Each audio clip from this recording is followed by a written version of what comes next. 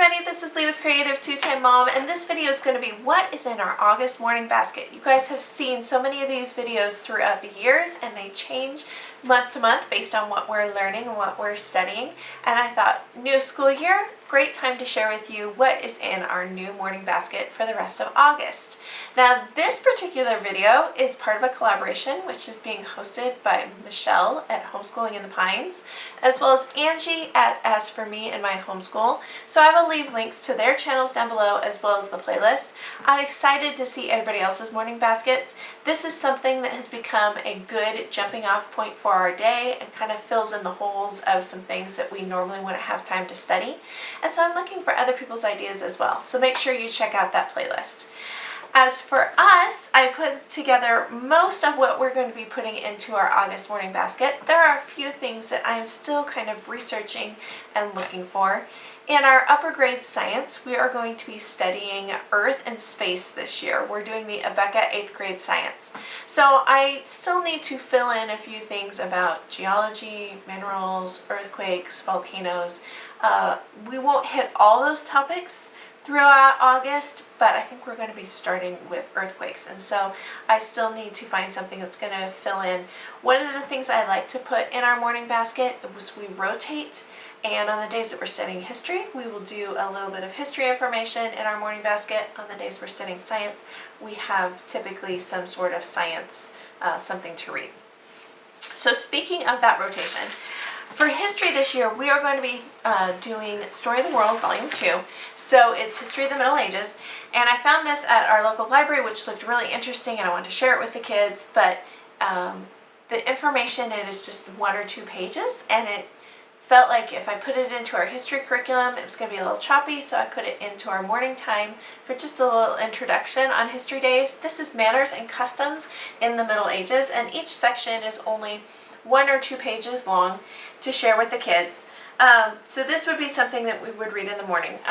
In the monastery, we can also use this book as kind of a reference, and I would probably pick my way through it. If the monastery is something that we're studying that day in our history lesson, then that would be the section that I would read as just a little bit of a teaser in the morning, and then we get to our history in the afternoon.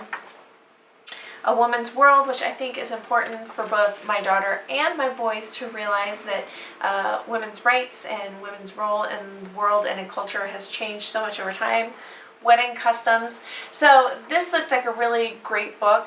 Visually, it's really appealing, and the information is just bite-sized and perfect for a morning basket. We also like to include some poetry in our morning basket, and this is Jack Prelutsky. I know I never say his last name right.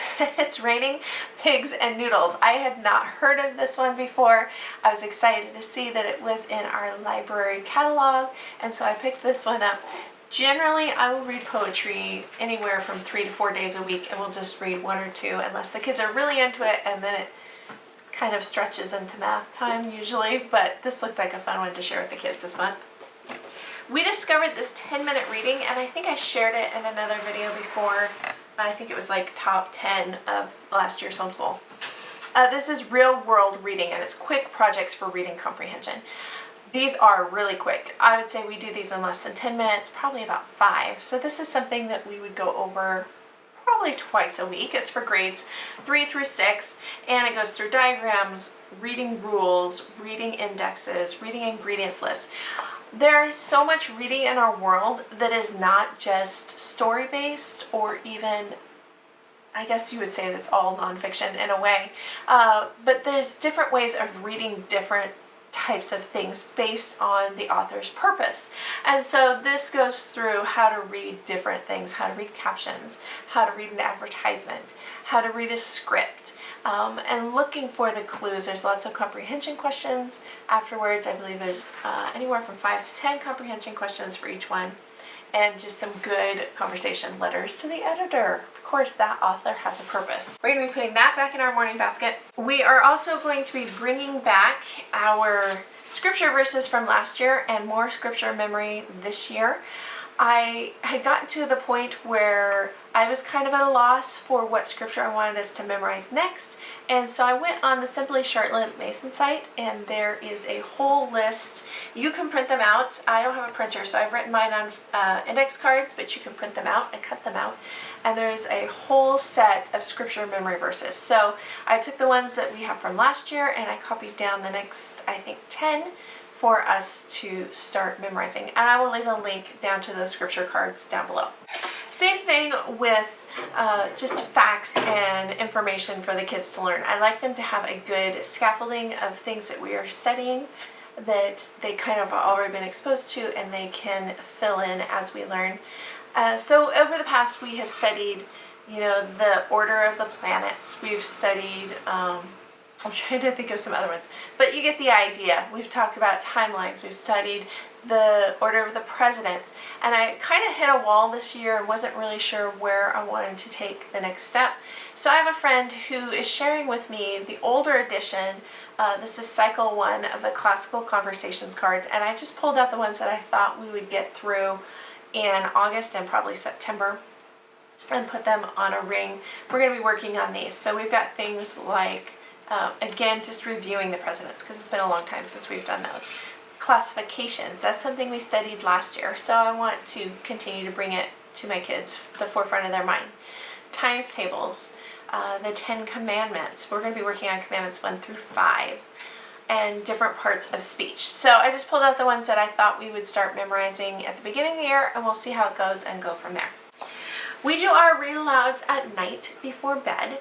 Sometimes I will try to do a little bit of time in the afternoon, but my husband has taken over the reading aloud, and he likes to know what's happening. So I try not to read when he's not home. We are working on The Candy Makers by Wendy Mass. This is a book that we've been working on for a long time. We started it sometime in July. I think we are just over halfway through. It's over 400 pages. So it's taking us a bit of time to get through this one, but my hope and my goal is that we will finish it by the end of August. And if we do, I already have the next one picked out. This is Nim's Island. This is by Wendy Orr, and we have seen the movie, love the characters, and so I'm really looking forward to this book and finding out just the difference, because typically the book is better than the movie, and I love the movie so much, I'm excited to read the book. And we always end our morning time with some sort of devotion or Bible reading. In the past, we've read the First Message Bible quite a bit, and we decided we wanted to move on to the Adventure Bible and just reading straight from scripture. So we are going to be reading in the book of, I believe, either Luke or John, starting that in August and probably not finishing till the beginning of September, but getting some Bible reading time in the morning and then praying together. We always like to pray together to seal our time. That's kind of like the final thing. Oh, I just remembered there is one other thing that I like to include in our morning basket. I would love to include art study. I would love to include music study. And that has been, with everything else that we have planned, it just hasn't been possible. So one of the things I did last year is I went and I started a playlist, a YouTube playlist of hymns. And so we will sing and be working on hymns. It's just, it takes less than 5 minutes to just sing through a hymn, and it's something that we enjoy doing together. So I will leave a link to that playlist down below in case you're interested. So that's everything that we have in our August morning basket. It really didn't feel like a lot till I started talking about it, and now I'm feeling like, oh my gosh, this is quite a bit. So we'll see how August goes. If we need to change anything for September, that is kind of the beauty of homeschooling. Even if you're a teacher, that's the beauty of teaching, because you can. You have the flexibility and the time. You can experiment and try new things. And so this is what we are attempting to do in August. And if that doesn't work out, we just change things up.